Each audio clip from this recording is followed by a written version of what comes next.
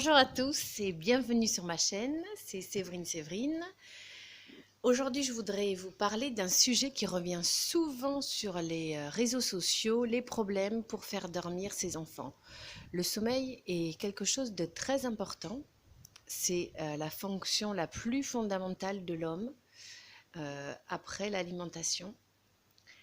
Donc moi-même, ayant eu beaucoup de problèmes de sommeil dans ma vie, j'ai beaucoup étudié la question et je voudrais partager toutes mes réflexions et tous mes conseils et astuces. Tout d'abord, il faut savoir que le sommeil est censé être quelque chose de naturel. Donc si un enfant n'arrive pas à s'endormir ou se réveille plusieurs fois dans la nuit, cela signifie qu'il y a quelque chose qui n'est pas normal. Moi, ce qui m'a vraiment donné envie de faire cette vidéo, ce podcast, c'est le témoignage d'une maman dont l'enfant est autiste et qui se réveille plusieurs fois dans la nuit. La maman est épuisée parce que c'est vrai que ne pas dormir peut vous rendre vite complètement fou. Parce que on a besoin de dormir, on a besoin de se reposer. Voilà. Alors, chez certains enfants et adultes aussi, certains troubles neurobiologiques comme l'autisme peuvent perturber le sommeil. Il peut y avoir une désynchronisation entre le jour et la nuit. Donc moi, le premier conseil que je vais donner aux parents, c'est de faire sortir le plus possible l'enfant à la lumière naturelle. C'est très important. Donc l'enfant se lève pas trop tard le matin. S'il est scolarisé, a priori, il se lève tôt. Et ce qui peut être bien, c'est en fin de journée, vers 6 heures à peu près, emmener l'enfant faire une promenade et le faire marcher pendant 1 heure. Donc ça va permettre donc de marcher, une dépense physique qui n'est pas une dépense trop excitante, qui va permettre à l'enfant de se relâcher et de se détendre. Car pour pouvoir s'endormir et ne pas se réveiller, il faut être dans un lâcher-prise. C'est vraiment important. Et les enfants qui n'arrivent pas à s'endormir ou qui se réveillent plusieurs fois, ce sont des enfants qui ont beaucoup de mal avec le lâcher-prise. Ensuite, il y a l'alimentation. L'alimentation est fondamentale. Il faut manger donc des repas équilibrés en évitant évidemment de trop manger le soir, parce que si on mange trop le soir, on va mal dormir, l'estomac va travailler, on va avoir un sommeil qui ne va pas être réparateur. On évitera aussi le sucre, parce que si l'on consomme du sucre en trop grande quantité, 2 heures après avoir consommé le sucre, l'organisme va faire un pic d'hypoglycémie. Et ça peut contribuer à réveiller les enfants. Donc ça, on a vu des aspects physiques. Maintenant, il y a des aspects psychologiques qui peuvent expliquer pourquoi l'enfant se réveille. L'enfant peut effectivement se réveiller parce qu'il a des angoisses.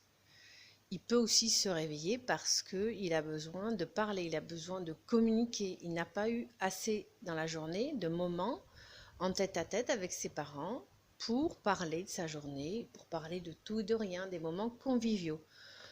Donc, voilà, votre enfant n'arrive pas à dormir, à vous d'essayer de voir si cet enfant vous paraît particulièrement angoissé. Et encore une fois, l'angoisse se manifeste de façon différente selon les caractères. Chez certains, elle peut se manifester par des flots de paroles, un enfant qui parle énormément, ou au contraire, chez d'autres, ça peut être très peu de paroles, un certain renfermement. Donc, il me paraît important chez ces enfants de trouver des moments dans la journée, en tout cas avant le sommeil, des moments comme ça, de convivialité où l'enfant va se sentir rassuré et va pouvoir échanger. Ça, c'est très important. Ce qu'il faut retenir, c'est que le sommeil se prépare au moins 3 heures avant l'heure du coucher. Donc, il se prépare par une alimentation équilibrée. On évitera le sucre le soir. Si possible, donner tout ce qui est céréales complètes, parce que les céréales complètes donc, sont précurseurs de la sérotonine, donc c'est l'hormone de la sérénité. On va bien sûr éviter les écrans 3 heures avant de dormir parce que les écrans, au contraire, vont réactiver le cerveau, réactiver la vigilance du cerveau. Il est important que l'enfant ait une activité physique prolongée et modérée comme 1 heure de marche. Et enfin, comme je l'ai dit, des moments de convivialité avec les parents. Ensuite, il y a des aides pour aider l'enfant à dormir. Donc, pour les enfants autistes, souvent on recommande des compléments de mélatonine qui peuvent aider justement à booster l'hormone du sommeil. Donc, il faut demander conseil aux médecins et aux pharmaciens. Il y a également des sirops sans danger à base de plantes, comme Pédiaki Nervosité, qu'on peut donner tout au long de la journée. Donc, ça peut aider les enfants vraiment à se détendre. Voilà, donc, il y a des compléments alimentaires, mélatonine, des sirops à base de plantes. On évitera évidemment les sirops avec du sucre. C'est pour ça que Pédiaki est bien parce qu'il n'y a pas de sucre rapide dedans.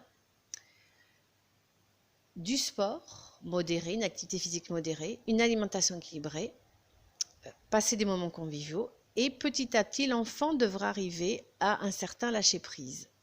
Maintenant, il faut savoir qu'un enfant qui ne dort pas bien, ça va prendre du temps. Ce n'est pas du jour au lendemain qu'il va se mettre à faire des nuits complètes. Donc vous devez essayer de rester pendant ce temps-là, même si c'est dur, le plus calme possible, de ne pas vous énerver, de ne pas vous angoisser. Parce que ce genre d'enfant qui déjà a du mal à dormir, vous imaginez bien que ce sont des enfants extrêmement sensibles. Ils vont capter votre angoisse, donc essayez-vous d'accepter les faits. Votre enfant n'y est absolument pour rien. C'est le premier à souffrir de ce manque de sommeil. Vous êtes en deuxième position, les parents. Donc, essayez vraiment de ne pas lui refiler votre énervement, votre stress. Vraiment, essayez. Donc, pour cela, essayez de compenser. Donc, si vous le pouvez, faites des courtes siestes, même 10 minutes par-ci, 10 minutes par-là. L'idéal, moi, le conseil que je donne, c'est quand on a un enfant qui se réveille plusieurs fois par nuit, eh bien, on se couche à 8h30, à 9h. On se couche très, très tôt en même temps que son enfant. Comme ça, au moins, quand l'enfant va se réveiller, on aura déjà un peu dormi. Voilà. On s'adapte finalement à la problématique de son enfant. Et si vous adaptez à la problématique de votre enfant, il va sentir vraiment que vous êtes mobilisé, que vous voulez l'aider. Et ça va contribuer à l'aider à se détendre. Car ce sont des enfants extrêmement angoissés. Voilà. Donc, pensez à cette approche globale, alimentation, des bonnes relations, exercice physique, on se détend. Et puis, n'hésitez pas, vous aussi, en dehors des siestes, vous avez tout ce qui est séances de relaxation. Il y en a énormément sur Internet qui sont gratuites. Voilà. Donc, restez souriant, restez confiant. Votre enfant est en bonne santé. C'est ce qu'il faut se dire. Il faut toujours voir le positif. Et puis, vous verrez que petit à petit, si vous suivez tous ces conseils, les problèmes de sommeil devraient s'arranger. Maintenant, ne vous faites pas d'illusions. Votre enfant sera certainement deviendra rarement un gros dormeur. Moi-même, j'ai un fils qui a un TDAH qui dort à peu près 10 heures par nuit. Il a 5 ans, alors qu'il est censé en dormir 12 heures. Bon, c'est quelque chose que j'ai accepté.